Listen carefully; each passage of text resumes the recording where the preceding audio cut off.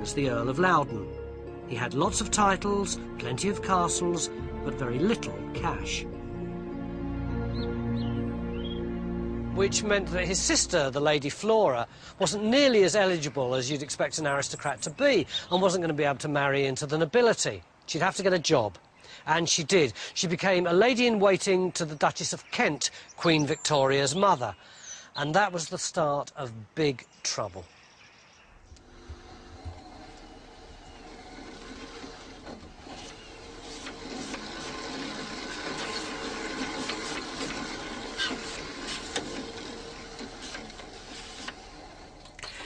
For the very first time, our royal family hit the headlines. Flora found herself right in the middle of a national scandal. It wasn't her fault. She was the victim of a family feud involving Queen Victoria, Queen Victoria's mother, who Flora was lady-in-waiting to, and a man called Sir John Conroy, who'd been acting as Victoria's unofficial stepfather since Victoria's real father died when she was 8 months old. Nowadays, newspapers print gossip about royal sex lives at the drop of a hat, but in 1839 they had to be much more circumspect. Nevertheless, nothing could stop the gossip that Sir John Conroy was far more than her mother's private secretary. Victoria hated him for that. She called him the monstrous devil incarnate. When she came to the throne, she had two ambitions. One was to get rid of all the immorality of the Regency period, and the other was to get rid of Sir John Conroy. And that is where Flora comes in.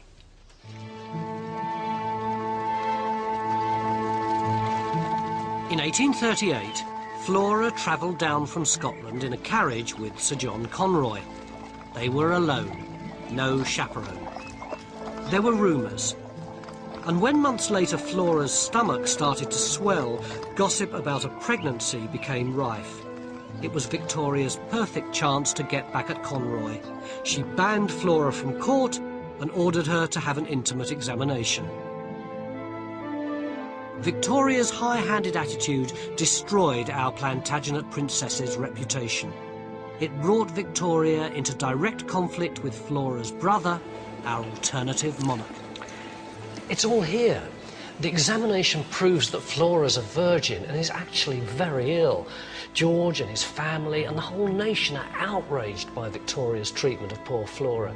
Listen to this from the Morning Post. Lady Flora Hastings endures with patience and resignation the anguish of a wounded spirit. A virtuous and amiable lady destroyed in the flower of her days by the slanders and the insults of court minions. Of course, they couldn't actually criticise the Queen openly, but everyone knew what the phrase court minions really referred to.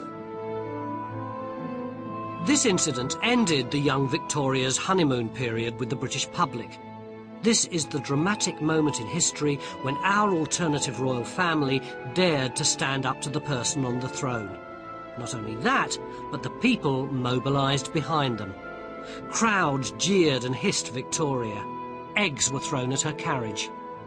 This is big news. This is the Watergate of its time. Imagine it, when Princess Di died in the car crash and the Queen's popularity was at its lowest, no one actually took to the streets. But here, with this incident of the eggs, you can see the level of public outrage. But it got even worse because in the July, Flora died of liver cancer. Here's her obituary just there. The public now were at boiling point. Queen Victoria could scarcely go out of the palace, whereas Flora was regarded as a victim, some kind of martyr figure almost. But what the newspapers can't show you is what was going on in private. Her brother George challenged Lord Melbourne, who was the Queen's chief representative, to a duel. He couldn't challenge the Queen herself, of course, because she was a woman. In other words, here you've got our Plantagenet George IV going head-to-head with the chief representative of the heir to the Tudor throne. In the event, the duel never took place, but the tragedy was neither forgiven nor forgotten by the Hastings family. They issued their own stamps in her memory. Flora was buried in state at Loudon. The Union flag was never flown again over the castle.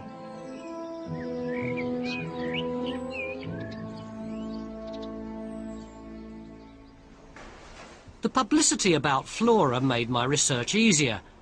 But later on in Victoria's reign, our alternative royal family were hit by a massive change in their fortunes. In a dramatic twist of fate, the noble Plantagenets were torn off their pedestal. It was an event that totally transformed my search for the person who should be on the throne today. This was the man responsible. Henry Waysford Charles Plantagenet Rawdon Hastings. He was, frankly, a bounder. He even stole his friend's fiancée. But he had only one real love in his life. Henry was married to the track. As soon as he came of age, he started to run horses and bet heavily.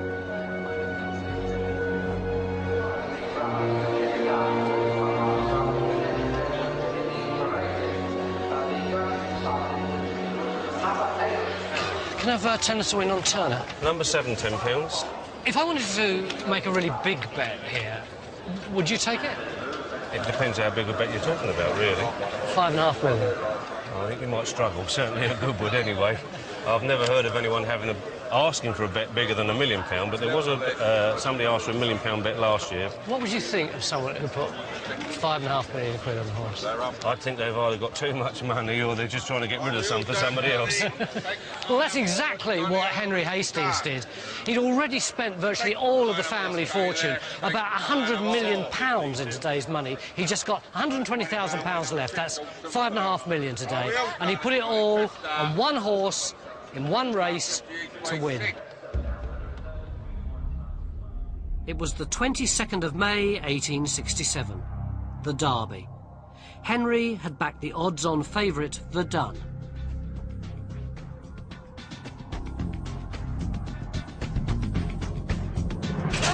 They were off. Right from the start, Verdun was in the lead. All the way round, he was leading.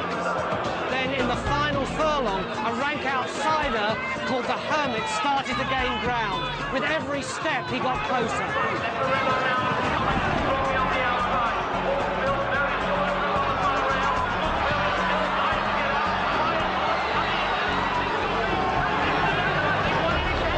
The line, the Hermit won by a neck. The sport of kings had destroyed our King Henry X. By the age of 25, our Henry X had frittered away the family fortune, running up millions of pounds of debts. He got another name, the King of the Plungers. A year later, his liver gave out. On his death, the family were forced to auction wines, art and the family estates to pay his creditors. Loudon Castle today is a shell overlooking a theme park complete with rides and wallabies to attract the masses.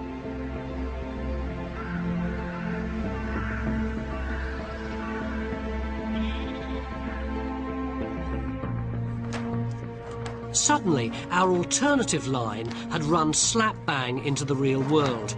I realised that the real king or queen today probably wasn't some toff living in a stately home, but an ordinary person in a normal house. As I traced the last few generations, I found the truth. From the 20th century, there were more names and faces. Tragic deaths in both world wars that meant we should have had both a Queen Edith and, until last year, a Queen Barbara I. And then suddenly I was there. I couldn't quite believe it, but I had a name and an address for the person who should be ruling Britain today.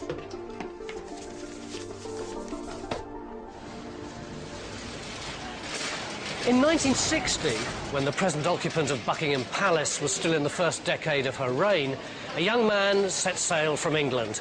He was heading for a new life abroad. He didn't know it, but he was leaving his kingdom behind.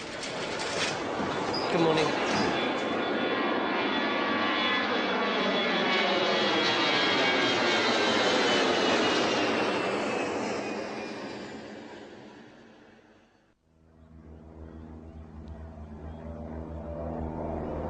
After discovering a flaw in the royal succession, I traced the line of true kings and queens that leads to the person who's Britain's real monarch. But he'd emigrated. The true heir to the throne was born in Britain, but now lives in the Australian outback. That's all there is to it. That's it. Not much difficulty finding him there, should we? Would think so. Should we go down and have a look? Yeah, sounds good.